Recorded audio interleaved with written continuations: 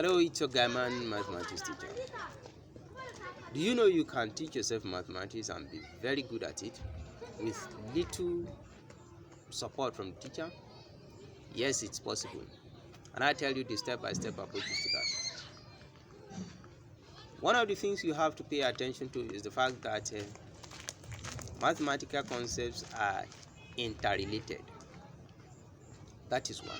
But beyond the interrelationship between the concepts, you have to bear in mind that mathematical concepts are like the structure of a building that are interconnected and consistently relevant at every point. This is what I mean by that. Mathematics is the only discipline where every concept is relevant all through. I explain further. Mathematics, for instance, at the elementary stage, like I said in a previous video, you learn computational skills. That is ability to compute numbers correctly and accurately, which has to do with counting of numbers, basically 1, 2, 3, 4, 5, and so on. At no point does it cease to be relevant. So addition of numbers remains consistent even up to the university. Subtraction and multiplication and or division of numbers remain the same.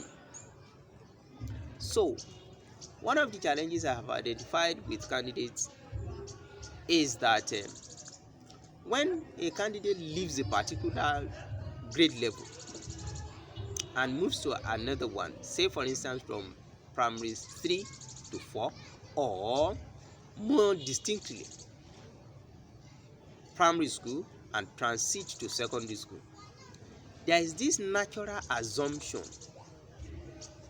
that comes with transition from one level of school to the other, which is that everything that has been learned in the previous school is no longer relevant. For mathematics, it's not like that. That is one. I wish our teachers pay attention to emphasizing on this for candidates, because this is one of the things I have observed in my practice as a teacher. Most candidates assume that the concepts that were taught in the previous school is no longer relevant in the new school. That's one. Secondly, most candidates assume that the concepts are isolated. So, for as many concepts as there are, you need to learn one after the other, which is also not true.